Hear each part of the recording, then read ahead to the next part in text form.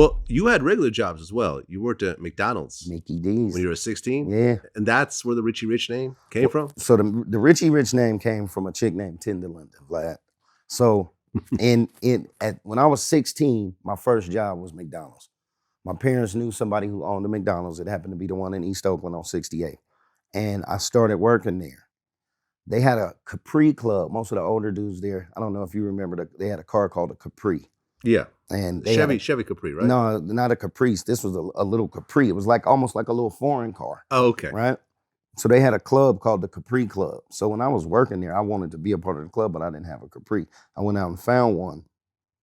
And when I graduated from high school, you got to look at, I was 5'9", 90 pounds. Wow. Yeah, my ID when I was 16, I was a little dude. So the Capri dudes used to call me Tiny.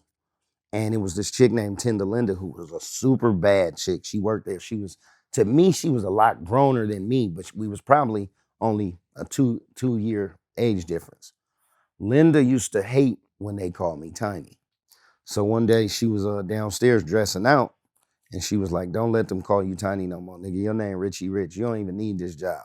I know where you live at. I know where you come from. Won't. So she said, your name Richie Rich. So I was like, damn, that sounds kind of cool. So on the back of my Capri, everybody used to have their name. So my used to say Tiny 72 Capri. So I went and got that taken off, and I put Richie Rich on the back. And this was prior, it wasn't no rap happening. That was just what she used to call me. Right. And of course, there's a cartoon called Richie Rich. Exactly. And the Richie Rich name evolved from there. And then I had to live that up when I turned into the rap dude. You feel me? Okay. And well, your first group was 415. Right. How long were you rapping before forming 415? Maybe 2 years. Okay. What year did you start? My brother used to play all the Sugar Hill Gang, all the old school hip hop. I started rapping by knowing the words to the message. That was my first. So then after I got all the words down to where I could rap it without the music on, I said I might as well try to start writing something myself. So I kind of started scribbling around. And I think my first song was called Striving to the Top. Never recorded it. So then by the time, that was like 2 years prior. So me and my cousin, I had a cousin named Michael. I got a cousin named Mike. Mike could beatbox like a motherfucker. I'm talking about, he was a little dude, but he could beatbox. So we used to ride around in cars. We had this chick named Liza who would come pick us up. Her parents had a minivan. And me, her, and Mike would get in the car. Mike would beatbox. And we would drive around, and I would freestyle off of that I was seeing. Street signs, cars, license plates. And I just got really good at the shit. Like, I could just rhyme about anything. I could just pull shit from what I was seeing and still make it like saucy and make it make sense and be clean. So that's when a few people started telling me, like, you should really try to do something with this. That was when I wrote Don't Do It. That's the first song that I ever recorded. And that was in '89. And from there, I realized that being a solo artist is a lot of work when you got 3 verses per song and you're trying to do 12 to 15 songs, and 15 songs, 20 songs on an album. Yeah. So I got to a point where I was like, I'm kind of tired, like, of coming to the studio. I never liked the studio. I always liked to hang out, be in the street. I would always write my at home, get the music, write my at home, come in, lay it, and get on. That was my thing. So I messed around and asked the producer, his name was Jed, executive producer. I was like, hey, what would you think about us doing a group? Like, where I could get somebody else to rap and blah, blah, blah. He was like, what's up to you? Figure it out. So I started hunting for different people to rap with me. And that's when I found D-Lo. And then I went and kidnapped DJ Duro from somebody else. He was doing he was actually working for, making beats for this cat named Tony O. Rest in peace, West Oakland legend, Tony O.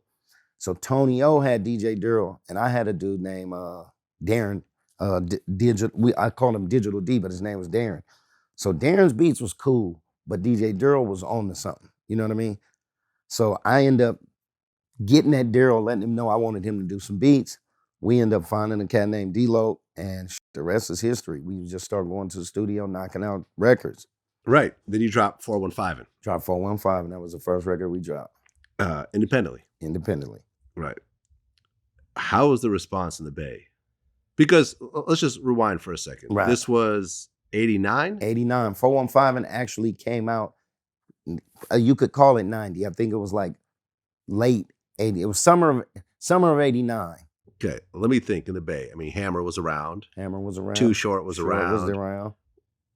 E40 wasn't around yet, was he? Not on a major, not on a big level, but 40 and the Click. Locally in Vallejo. Yeah, they were doing the Click. They were around too in that same era. Mac Dre was around. Mac Dre was around, yeah. And then we had some local cats from Oakland that didn't break nationally, but it was a kid named Dangerous Dane, yeah, who was making a little bit of noise, and Tony, and that was about it. Right, but that was a singing group. Right. Yeah. Yeah, and there were a lot of other cats who came in like 90, 91, Drew Down, Pooh Man. Yeah, a little bit later. Just a tad bit later. I remember 415 was very early. Right. It was on the Bay Area. So you're not really, there's no hip hop scene. It was just a couple of rappers that are still trying to get out from the indie circuit, basically.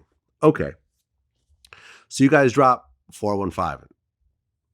And then you dropped a solo album. Right. Don't Do It. Don't Do It. Okay. How did that one do? Don't Do It did well. But basically what I tried to do was I had an alter ego. I was like, Double R is the dude that you hear on 415.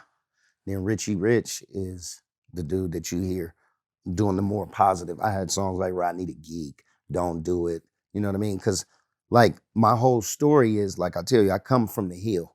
I still consider myself a hip square who just got into a whole lot of gangster shit. You know what I mean? That's just what I ain't never professed to be nothing but that. Yeah. So I have those double personalities with the music. You know, I'm a well-rounded dude. Don't Do It did pretty good as a single. That album still, I don't think it did as much as the 415. That 415, like, what really helped that record was a lot of people were going away to college and they took the tapes with them and it just started spreading. You know what I mean? It even made its way down to LA and did very well. Yeah, because Snoop said that you were a big influence. Right. In fact, 213 was named after 415. Right. You know, his original group. Right. And I remember hearing that later on. I didn't meet Snoop till later on in life. And to hear him on the level he was on say that, I was like, what? But see, I had met Warren G, I think, before I met Snoop. Because me, Pac, and Warren did a song back in the day called You Ain't Got a Lot to Kick It. And I remember Warren came and produced that song. But yeah, they said that 415 was a very heavy influence in them becoming 213.